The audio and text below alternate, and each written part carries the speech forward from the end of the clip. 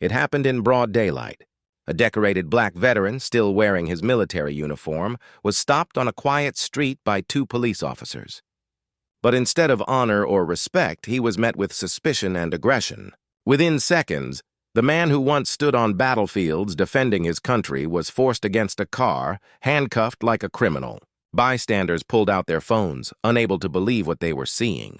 Yet what no one knew was that this moment, this one reckless act of racism, was about to end careers, spark outrage, and leave everyone asking, if even a man in uniform isn't safe, who is? The veteran's name was Marcus Williams, 36 years old, tall, disciplined, and the kind of man whose posture alone told you he lived by honor. After serving over a decade in the military, including tours overseas, Marcus had returned home to build a quieter life. But the uniform he wore was more than fabric. It was his pride, a symbol of sacrifice, a reminder of what he had given to protect freedoms many take for granted.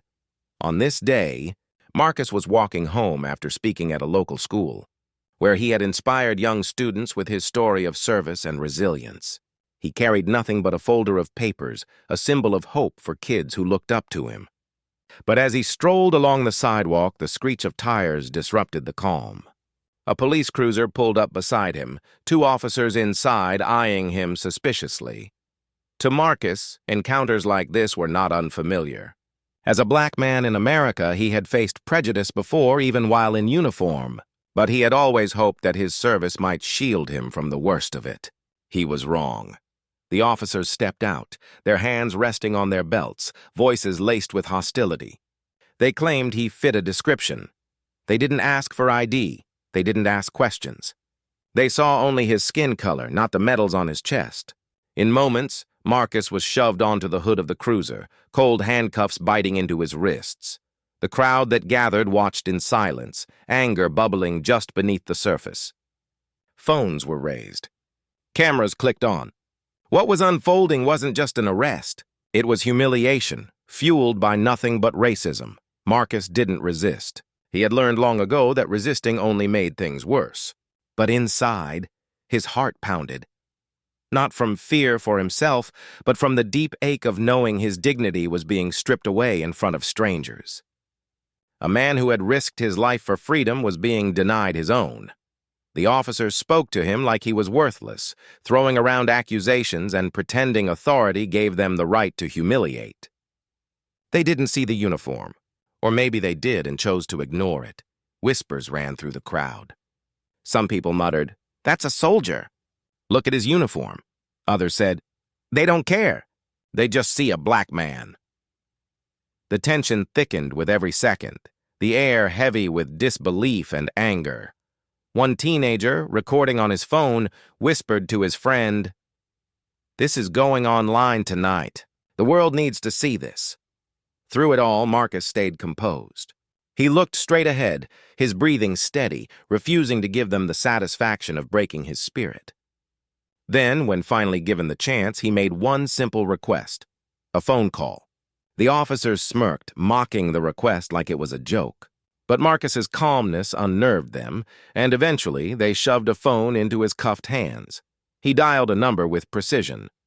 The crowd leaned in, curious. Who could he possibly call in this moment? The line connected. The voice on the other end was calm, commanding, and instantly recognizable to those in the know. Marcus's tone shifted, not pleading, not desperate, but firm. He explained what was happening, every detail, every injustice. And when the call ended, Marcus whispered two words that only a few nearby heard: "They're coming." Within minutes, more sirens filled the air. Another set of squad cars arrived, but this time they weren't there to back up the arrest. They were there to confront it. The crowd held its breath as higher-ranking officers stepped out, their faces tight with disbelief at the scene before them. The veteran handcuffed in uniform. The officers who had done it were standing smugly, unaware of the storm about to fall on them. "Uncuff him. Now."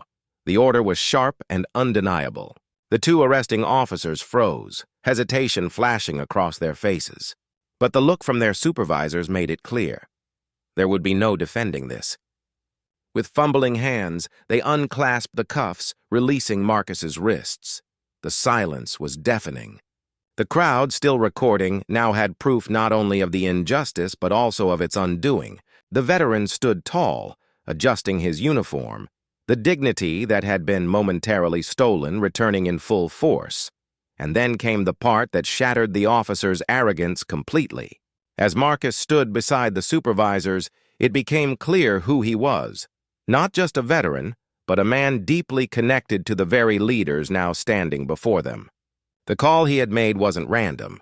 It was to a commanding officer, someone whose voice carried enough weight to strip away their badges with a single decision. The officers' faces drained of color. The same hands that had forced Marcus onto the hood of the car now trembled, realizing the magnitude of their mistake. They hadn't just humiliated a man. They had humiliated a soldier, a community hero, and a symbol of sacrifice. The crowd erupted, some cheering, others shaking their heads in disbelief. The recordings, already spreading across social media, captured not just the injustice but the moment accountability arrived. The two officers were pulled aside, their excuses drowned out by the evidence against them. Careers that once thrived on unchecked power crumbled in real time. For Marcus, freedom came not with vengeance, but with vindication. He didn't celebrate. He didn't gloat. He simply stood taller, his presence reminding everyone that dignity, though attacked, can never truly be destroyed. News outlets picked up the story within hours. The image of a black veteran in handcuffs went viral, sparking conversations across the country. People demanded answers. They demanded change. And above all, they demanded to know, how could a man who risked everything for his nation still be treated as less than human? The two officers soon found themselves suspended, investigations launched, and their careers hanging by a thread. Their downfall wasn't the result of violence or resistance. It was the result of arrogance meeting truth, of racism colliding with justice. But beyond the headlines, the story carried a heavier weight. For communities of color, it was yet another reminder that skin color can overshadow even the highest honors. For others, it was a wake-up call, a moment to confront the uncomfortable reality of systemic bias. And for Marcus, it was a reminder that silence is never an option. His calmness, his call, and his courage turned humiliation into justice. In the end, the question echoed louder than ever.